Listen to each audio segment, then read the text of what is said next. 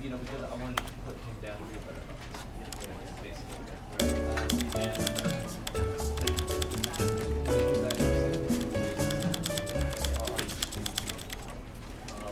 Does it work from like, does it still work? Can you be able to support you with like going and the same thing?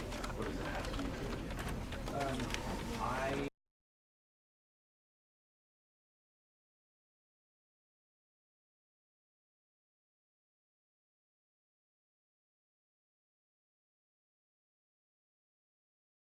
This is the story of a man named Stanley. Stanley worked for a company in a big building where he was employee number 427. Employee number 427's job was simple. He sat at his desk in room 427 and he pushed buttons on a keyboard. Orders came to him through a monitor on his desk, telling him what buttons to push, how long to push them, and in what order. This is what employee 427 did every day of every month of every year. And although others might have considered it soul-rending, Stanley relished every moment that the orders came in, as though he had been made exactly for this job. And Stanley was happy. And then one day, something very peculiar happened. Something that would forever change Stanley. Something he would never quite forget. He had been at his desk for nearly an hour when he realized that not one single order had arrived on the monitor for him to follow. No one had showed up to give him instructions, call a meeting, or even say hi. Never in all his years at the company had this happened, this complete isolation. Something was very clearly wrong. Shocked, frozen solid, Stanley found himself unable to move for the longest time. But as he came to his wits and regained his senses, he got up from his desk and stepped out of his office.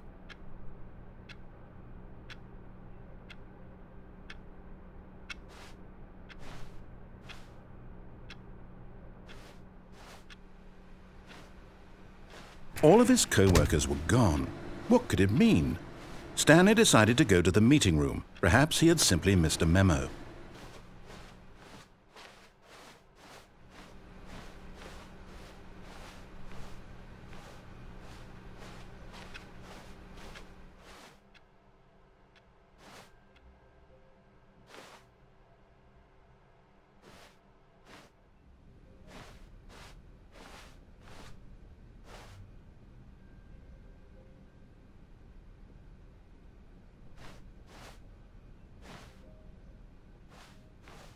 When Stanley came to a set of two open doors, he entered the door on his left.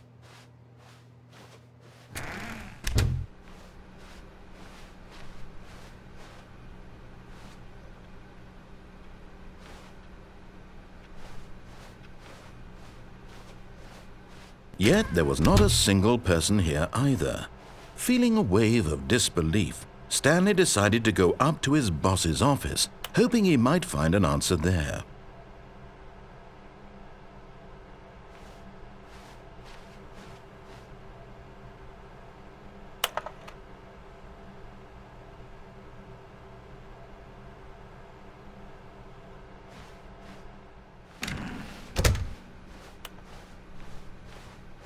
Coming to a staircase, Stanley walked upstairs to his boss's office.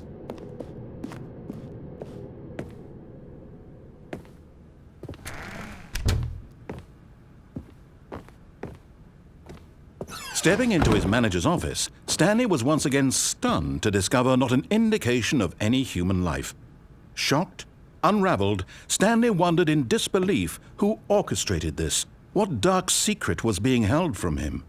What he could not have known was that the keypad behind the boss's desk guarded the terrible truth that his boss had been keeping from him, and so the boss had assigned it an extra secret PIN number, 2845.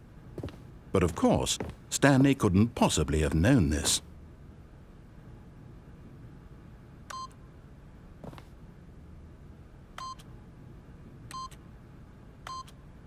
Yet incredibly, by simply pushing random buttons on the keypad, Stanley happened to input the correct code by sheer luck. Amazing. He stepped into the newly opened passageway.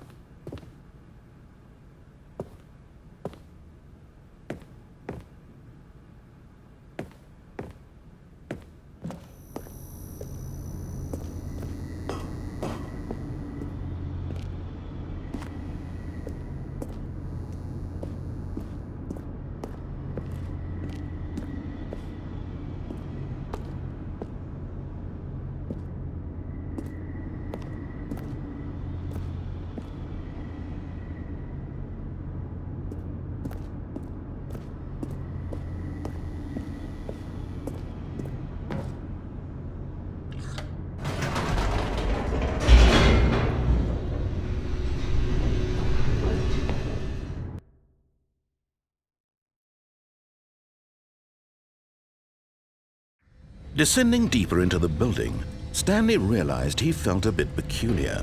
It was a stirring of emotion in his chest, as though he felt more free to think for himself, to question the nature of his job.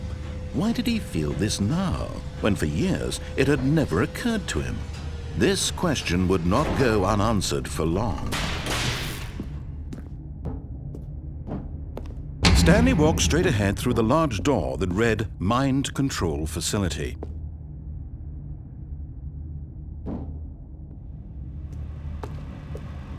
Although this passageway had the word escape written on it, the truth was that at the end of this hall, Stanley would meet his violent death.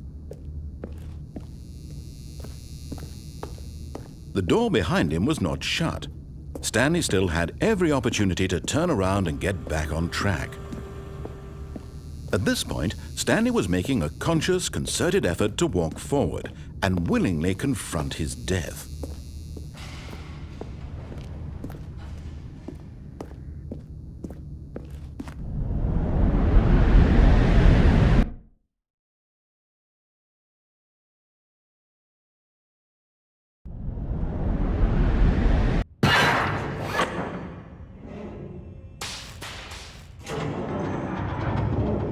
As the machine whirred into motion and Stanley was inched closer and closer to his demise, he reflected that his life had been of no consequence whatsoever. Stanley can't see the bigger picture. He doesn't know the real story, trapped forever in his narrow vision of what this world is. Perhaps his death was of no great loss, like plucking the eyeballs from a blind man.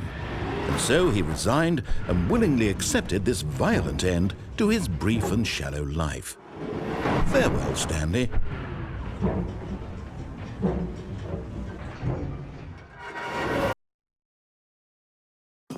Farewell, Stanley, cried the narrator, as Stanley was led helplessly into the enormous metal jaws. In a single visceral instant, Stanley was obliterated as the machine crushed every bone in his body, killing him instantly.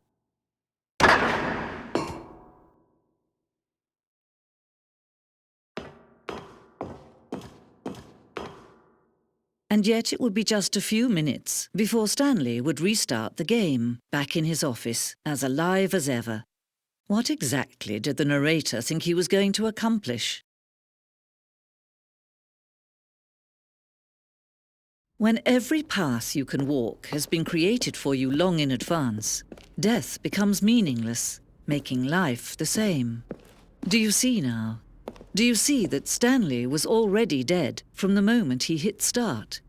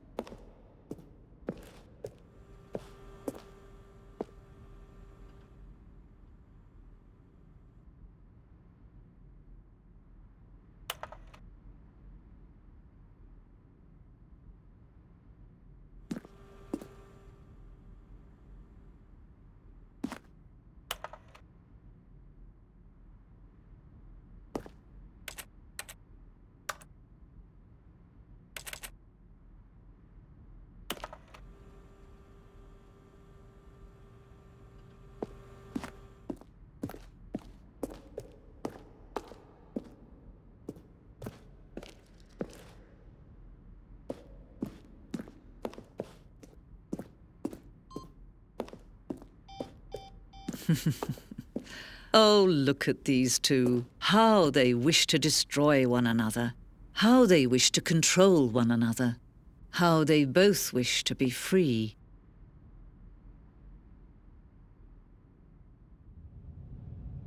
Can you see? Can you see how much they need one another? No, perhaps not. Sometimes these things cannot be seen. But listen to me. You can still save those two. You can stop the program before they both fail. Turn off your PlayStation. There's no other way to beat this game. As long as you move forward, you'll be walking someone else's path. Stop now and it'll be your only true choice. Whatever you do, choose it. Don't let time choose for you. Don't let...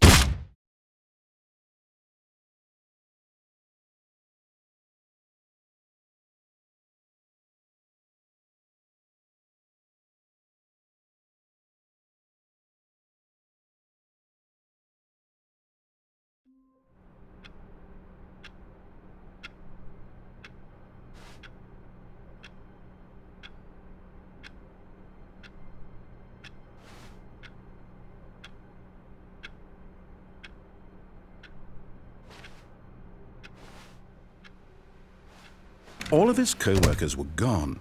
What could it mean? Stanley decided to go to the meeting room. Perhaps he had simply missed a memo.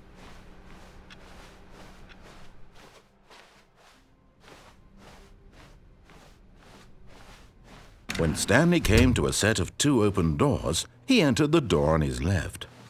This was not the correct way to the meeting room, and Stanley knew it perfectly well. Perhaps he wanted to stop by the employee lounge first, just to admire it.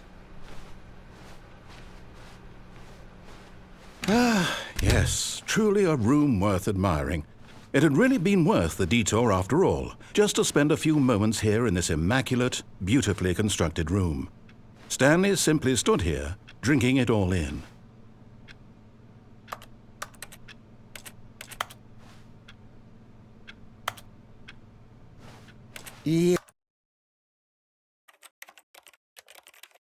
Yes, really, really worth it being here in the room.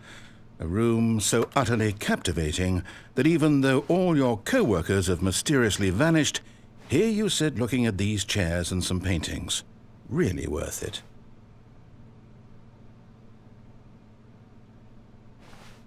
But eager to get back to business, Stanley took the first open door on his left.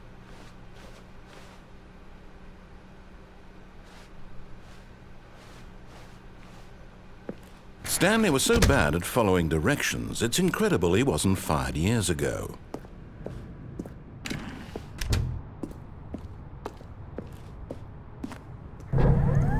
Look, Stanley, I think perhaps we've gotten off on the wrong foot here. I'm not your enemy, really, I'm not. I realize that investing your trust in someone else can be difficult, but the fact is that the story has been about nothing but you all this time. There's someone you've been neglecting, Stanley.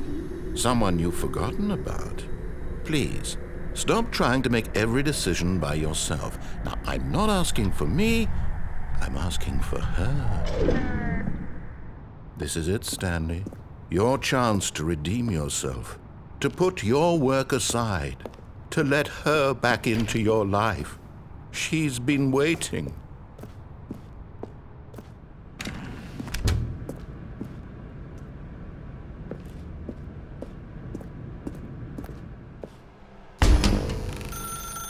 That's her, Stanley. You need to be the one to do this, to reach out to her. If you can truly place your faith in another, then pick up the phone.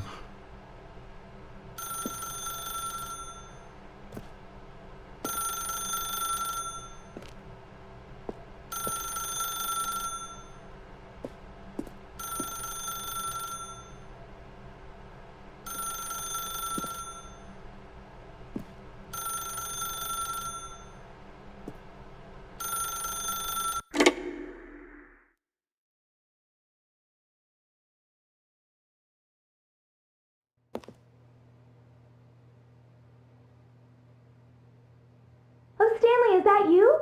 Hold on, sweetie. Sorry to keep you waiting. I'm just pulling the bread out of the oven. All right. Okay, there we go. All right, now, I want you to come in and tell me all about your day. Gotcha! Oh, come on. Did you actually think you had a loving wife who'd want to commit their life to you? I'm trying to make a point here, Stanley. I'm trying to get you to see something. Come inside. Let me show you what's really going on here.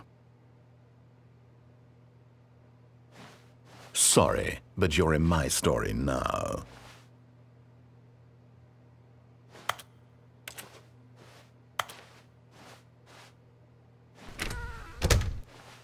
This is a very sad story about the death of a man named Stanley.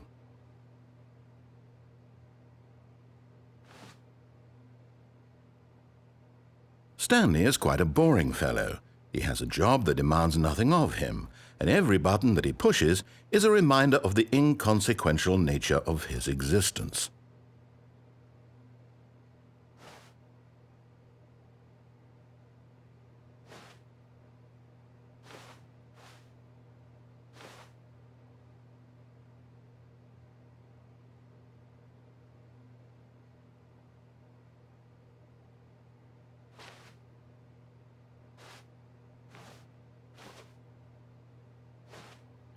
Look at him there, pushing buttons, doing exactly what he's told to do. Now he's pushing a button. Now he's eating lunch. Now he's going home. Now he's coming back to work. One might even feel sorry for him, except that he's chosen this life. But in his mind, he can go on fantastic adventures. From behind his desk, Stanley dreamed of wild expeditions into the unknown, fantastic discoveries of new lands. It was wonderful, and each day that he returned to work was a reminder that none of it would ever happen to him.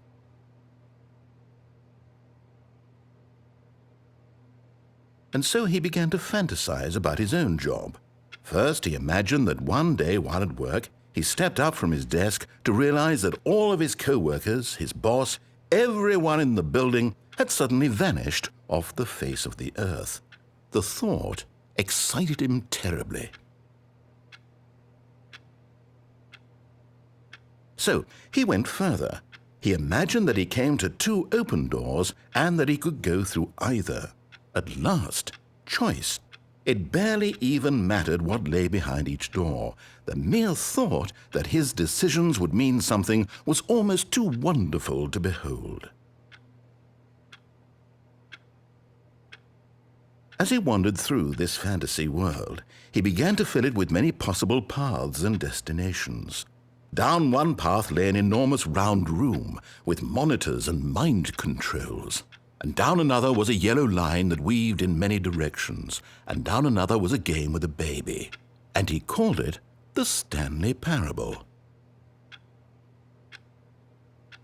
It was such a wonderful fantasy, and so in his head he relived it again, and then again, and again, over and over, wishing beyond hope that it would never end, that he might always feel this free. Surely there's an answer down some new path, mustn't there be? Perhaps if he played just one more time. But there is no answer. How could there possibly be? In reality, all he's doing is pushing the same buttons he always has. Nothing has changed. The longer he spends here, the more invested he gets, the more he forgets which life is the real one. And I'm trying to tell him this, that in this world he can never be anything but an observer, that as long as he remains here, he's slowly killing himself. But he won't listen to me. He won't stop. Here, watch this. Stanley, the next time the screen asks you to push a button, do not do it. You see? Can he just not hear me? How can I tell him in a way that he'll understand that every second he remains here, he's electing to kill himself? How can I get him to see what I see? How can I make him look at himself? I suppose I can't, not in the way I want him to.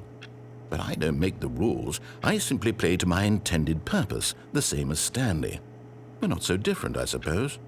I'll try once more to convey all this to him. I'm compelled to. I must. Perhaps, well, maybe this time he'll see. Maybe this time. And I tried again, and Stanley pushed a button. And I tried again, and Stanley pushed a button. And I tried.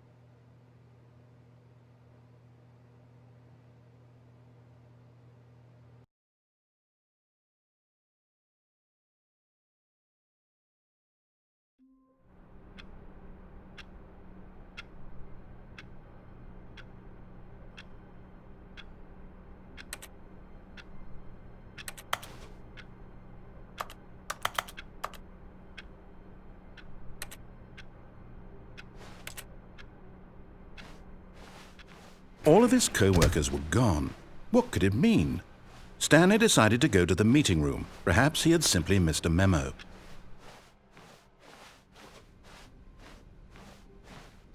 When Stanley came to a set of 2 open doors, he entered the door on his left.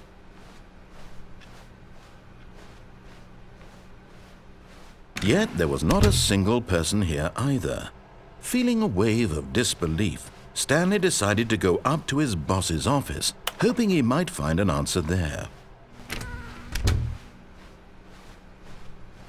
Coming to a staircase, Stanley walked upstairs to his boss's office.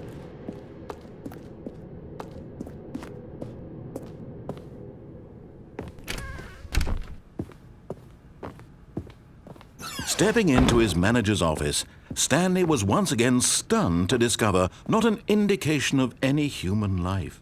What could it mean? Stanley wondered aloud to nobody. He began wildly tearing through papers on the boss's desk, pulling books off the shelf, looking behind paintings, desperate for clues to his situation. But his attention was caught by a keypad behind the boss's desk. What could its purpose be? In fact, this keypad guarded the terrible secret that lay buried below his feet. And so the boss had assigned it an extra secret PIN number, 2845. But of course, Stanley couldn't possibly have known this. Yet incredibly, by simply pushing random buttons on the keypad, Stanley happened to input the correct code by sheer luck. Amazing. He stepped into the newly opened passageway.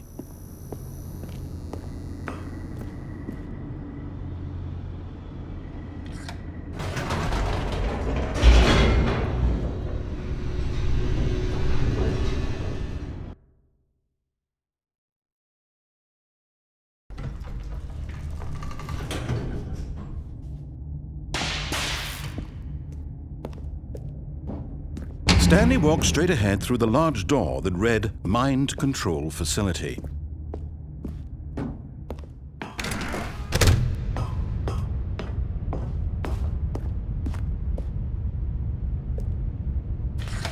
The lights rose on an enormous room packed with television screens. What horrible secret did this place hold? Stanley thought to himself. Did he have the strength to find out?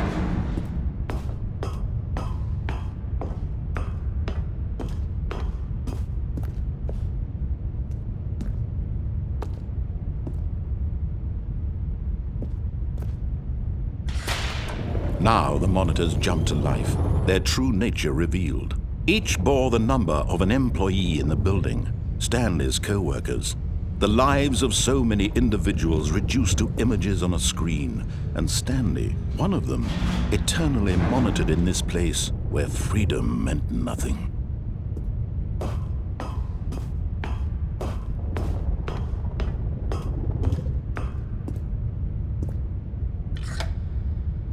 This mind control facility, it was too horrible to believe. It couldn't be true. Had Stanley really been under someone's control all this time?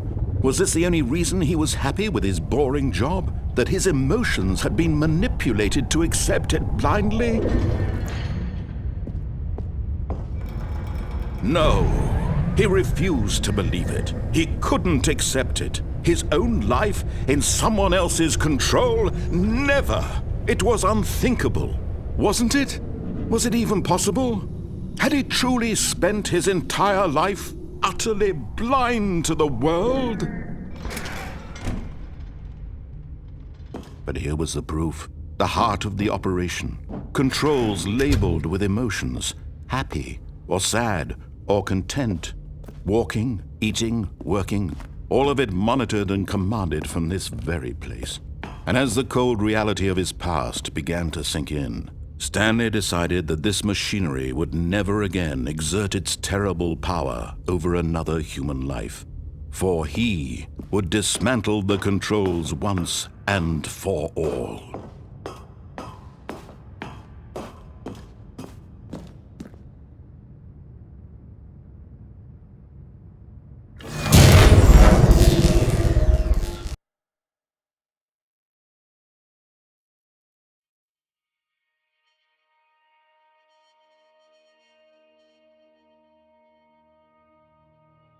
Blackness and a rising chill of uncertainty. Was it over? Yes! He had won! He had defeated the machine, unshackled himself from someone else's command. Freedom was mere moments away. And yet, even as the immense door slowly opened, Stanley reflected on how many puzzles still lay unsolved. Where had his co-workers gone? How had he been freed from the machine's grasp? What other mysteries did this strange building hold? But as sunlight streamed into the chamber, he realized none of this mattered to him, for it was not knowledge or even power that he had been seeking, but happiness. Perhaps his goal had not been to understand, but to let go. No longer would anyone tell him where to go, what to do, or how to feel. Whatever life he lives, it will be his. And that was all he needed to know. It was perhaps the only thing worth knowing. Stanley stepped through the open door.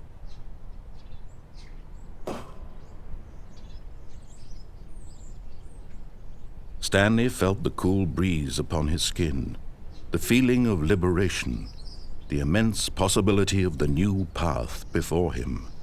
This was exactly the way, right now, that things were meant to happen. And Stanley was happy.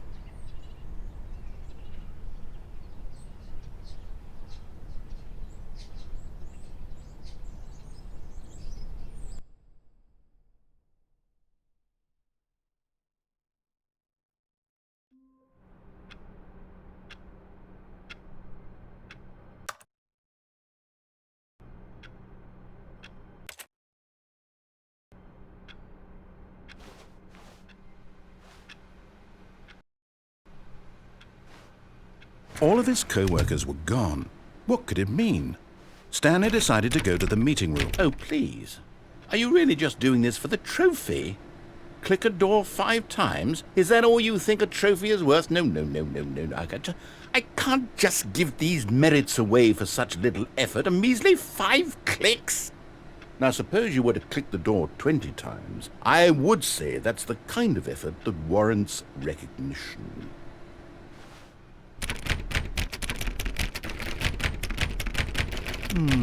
I have to say, I'm still not feeling the satisfaction of witnessing true effort for a noble cause.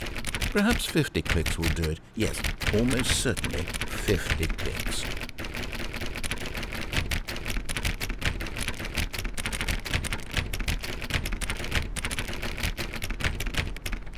No, I'm still not feeling it. I want this trophy to have meant something. It has to be a true reward for valiant effort. I want to see some hustle, Stanley. I want to see commitment, a willingness to go all the way no matter the cost.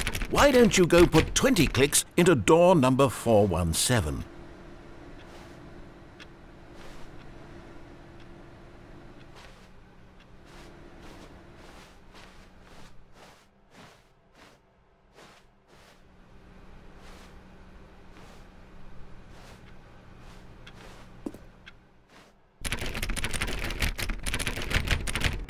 Oh, great. Now, go click a few times on door 437.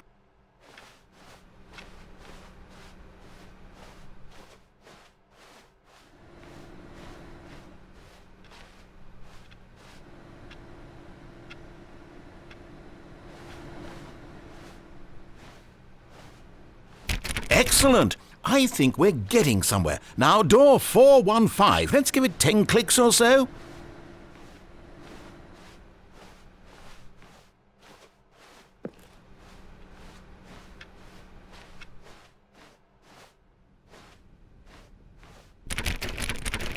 Now, back to door number 437.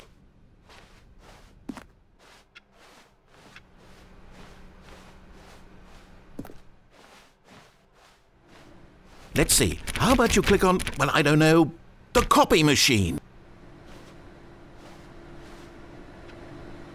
All right, back to room 417. I'm really feeling it now. I think we're getting somewhere.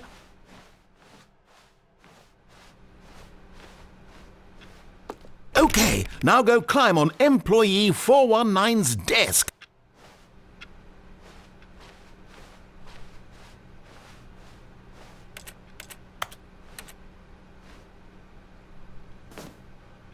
Yes! This is great! You're putting it all on the line, Stanley. I like that. All right, let's keep it up. Go give me a few clicks on door 416. We've almost got it! Now the copy machine, do that one again!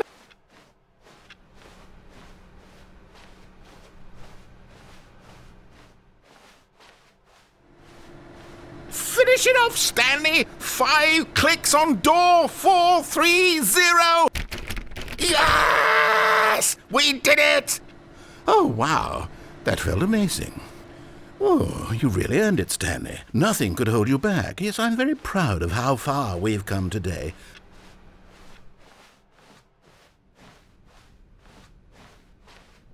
When Stanley came to a set of 2 open doors, he entered the door on his left.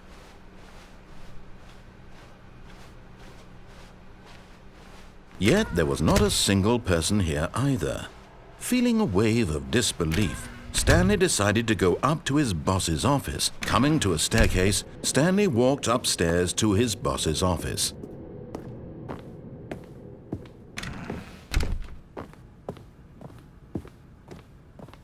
The moment he entered his manager's office, Stanley froze in his tracks. Not a living soul anywhere. Could he really be all alone? This was too much for Stanley to take. Too much for any man to take.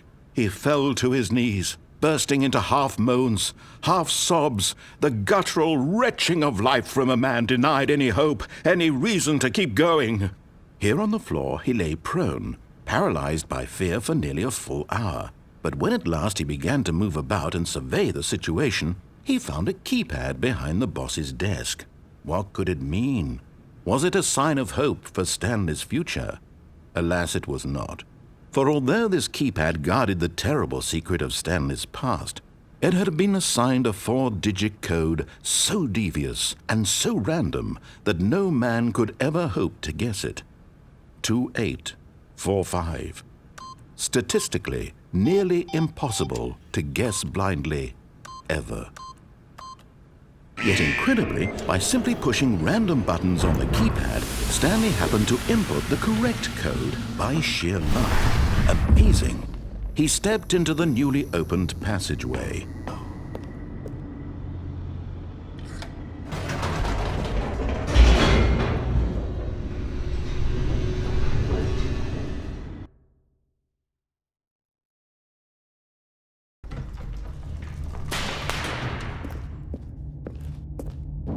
Stanley walked straight ahead through the large door that read Mind Control Facility.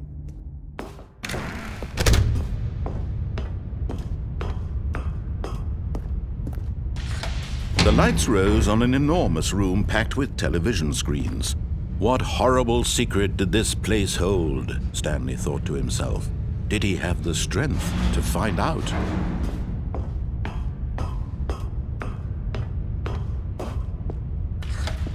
Now the monitors jumped to life, their true nature revealed. Each bore the number of an employee in the building, Stanley's co-workers. The lives of so many individuals reduced to images on a screen, and Stanley, one of them, eternally monitored in this place where freedom meant nothing. This mind control facility It was too horrible to believe. It couldn't be true. Had Stanley really been under someone's control all this time? Was this the only reason he was happy with his boring job? That his emotions had been manipulated to accept it blindly? No, he refused to believe it. He couldn't accept it. His own life in someone else's control? Never! It was unthinkable, wasn't it? Was it even possible? Had he truly spent his entire life utterly blind to the world? But here was the proof, the heart of the operation. Controls labeled with emotions, happy or sad or content, walking, eating, working, all of it monitored and commanded from this very place. And as the cold reality of his past began to sink in, Stanley decided that this machinery would never again exert its terrible power over another human life. For he would dismantle the controls once and for all.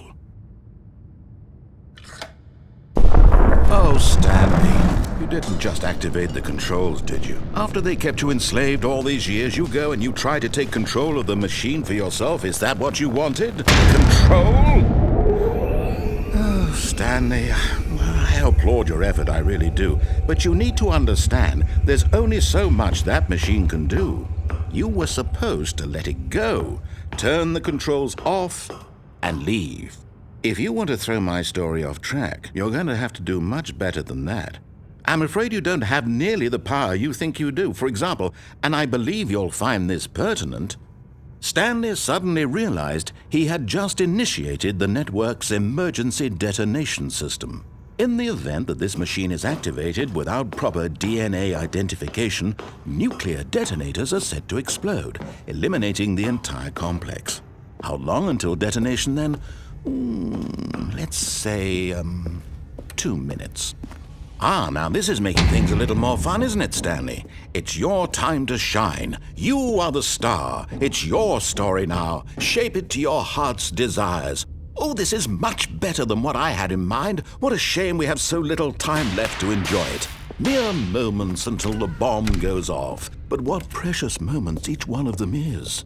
More time to talk about you, about me, where we're going, what all this means. I barely know where to start. What's that? You'd like to know where your co-workers are? A moment of solace before you're obliterated? All right, I'm in a good mood. You're going to die anyway. I'll tell you exactly what happened to them. I erased them. I turned off the machine. I set you free. Of course, that was merely in this instance of the story. Sometimes when I tell it, I simply let you sit there in your office forever, pushing buttons endlessly and then dying alone. Other times, I let the office sink into the ground, swallowing everyone inside, or I let it burn to a crisp. I have to say this, though, this version of events has been rather amusing. Watching you try to make sense of everything and take back the control wrested away from you, it's quite rich. I almost hate to see it go. But I'm sure whatever I come up with on the next go-around will be even better. My goodness, only 34 seconds left. But I'm enjoying this so much. You know what? To hell with it. I'm going to put some extra time on the clock. Why not? These are precious additional seconds, Stanley. Time doesn't grow on trees. Oh dear me, what's the matter, Stanley? Is it that you have no idea where you're going or what you're supposed to be doing right now? Or did you just assume when you saw that timer that something in this room was capable of turning it off? I mean, look at you. Running from button to button, screen to screen, clicking on every little thing in this room. These numbered buttons, no, these colored ones. Or maybe this big red button, or this door. Everything, anything, something here will save me. Why would you think that, Stanley? That this video game can be beaten? Won? Solved? Do you have any idea what your purpose in this place is? Stanley, you're in for quite a disappointment. But here's a spoiler for you. That timer isn't a catalyst to keep the action moving along. It's just seconds ticking away to your death. You're only still playing instead of watching a cutscene because I want to watch you for every moment that you're powerless, to see you made humble. This is not a challenge. It's a tragedy. You wanted to control this world, that's fine. But I'm going to destroy it first, so you can't. Take a look at the clock, Stanley. That's 30 seconds you have left to struggle. 30 seconds until a big boom and then nothing. No ending here, just you being blown to pieces. Will you cling desperately to your frail life, or will you let it go peacefully? Another choice. Make it count, or don't. It's all the same to me, all a part of the joke. And believe me, I will be laughing at every second of your inevitable life from the moment we fade in until the moment I say, happily ever after.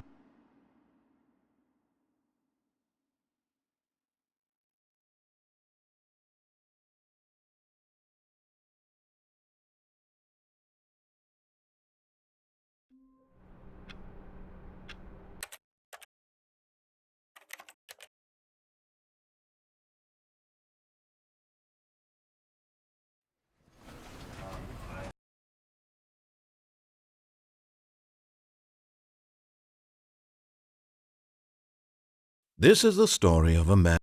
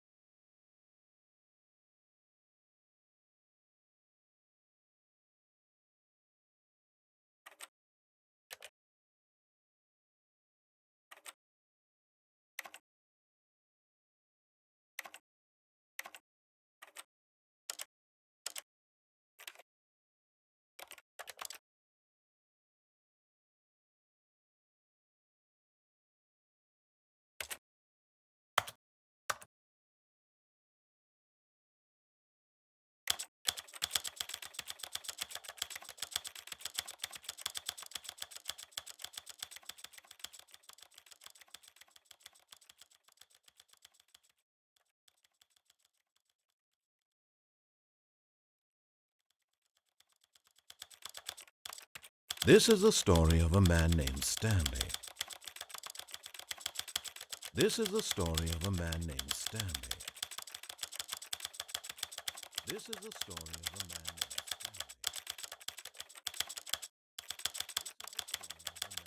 Stanley. This is the story of a man named Stanley.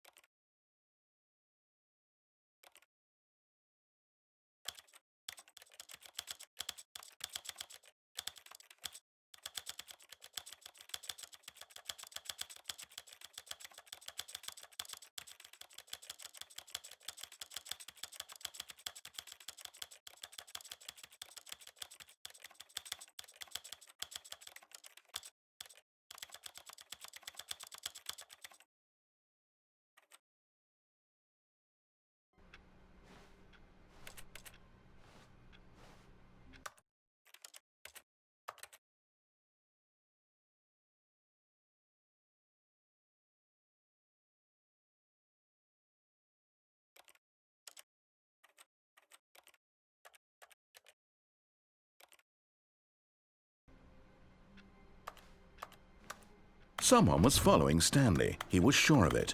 If he checked over his shoulder now, he would surely catch them. It was only a matter of time.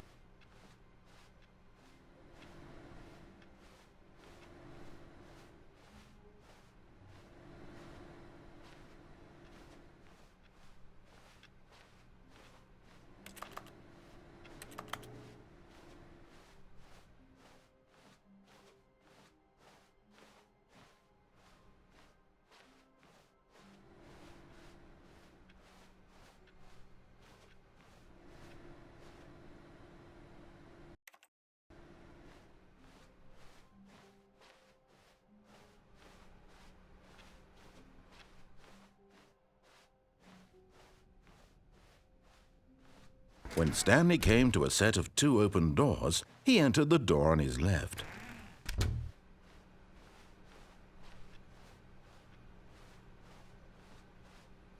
Yet there was not a single person here either. Feeling a wave of disbelief, Stanley decided to go up to his boss's office, hoping he might find an answer there. Stanley stepped into the broom closet, but there was nothing here, so he turned around and got back on track.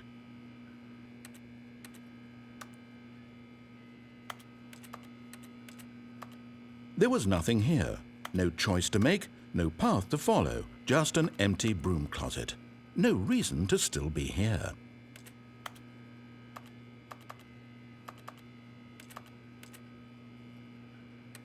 It was baffling that Stanley was still just sitting in the broom closet. He wasn't even doing anything. At least if there was something to interact with, he'd be justified in some way. As it is, he's literally just standing there doing sweet FA. Coming to a staircase, Stanley walked upstairs to his boss's office.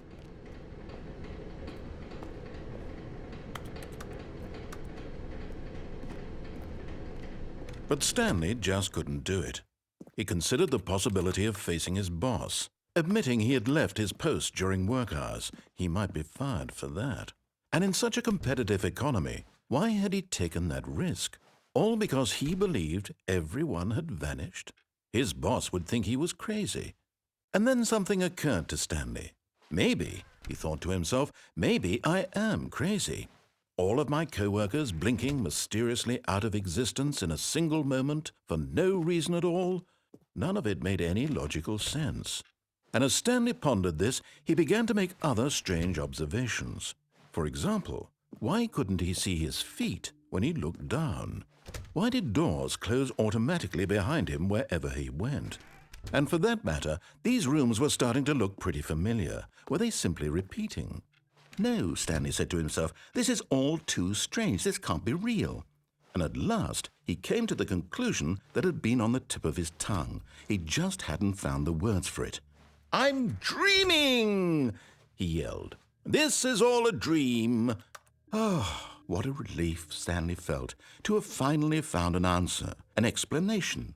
His co-workers weren't actually gone. He wasn't going to lose his job. He wasn't crazy after all. And he thought to himself, I suppose I'll wake up soon. I'll have to go back to my boring real-life job pushing buttons. I may as well enjoy this while I'm still lucid. So he imagined himself flying and began to gently float above the ground. Then he imagined himself soaring through space on a magical starfield, and it too appeared. It was so much fun, and Stanley marveled that he had still not woken up. How was he remaining so lucid? And then perhaps the strangest question of them all entered Stanley's head. One he was amazed he hadn't asked himself sooner. Why is there a voice in my head dictating everything that I'm doing and thinking? Now the voice was describing itself being considered by Stanley, who found it particularly strange. I'm dreaming about a voice describing me, thinking about how it's describing my thoughts, he thought. And while he thought it all very odd and wondered if this voice spoke to all people in their dreams, the truth was that, of course, this was not a dream. How could it be? Was Stanley simply deceiving himself, believing that if he's asleep, he doesn't have to take responsibility for himself? Stanley is as awake right now as he's ever been in his life. Now, hearing the voice speak these words was quite a shock to Stanley. After all, he knew for certain, beyond a doubt, that this was in fact a dream. Did the voice not see him float and make the magical stars just a moment ago? How else would the voice explain all that? This voice was a part of himself too. Surely, if he could just... He would prove it. He would prove that he was in control, that this was a dream. So he closed his eyes gently, and he invited himself to wake up. He felt the cool weight of the blanket on his skin, the press of the mattress on his back, the fresh air of a world outside this one. Let me wake up, he thought to himself. I'm through with this dream. I wish it to be over. Let me go back to my job. Let me continue pushing the buttons. Please, it's all I want. I want my apartment, and my wife, and my job. All I want is my life exactly the way it's always been. My life is normal. I am normal. Everything will be fine. I am okay.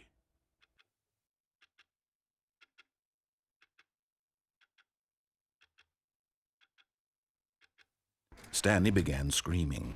Please, someone, wake me up. My name is Stanley. I have a boss. I have an office. I am real. Please, just someone tell me I am real. I must be real. I must be. Can anyone hear my voice? Who am I? Who am I? And everything went black.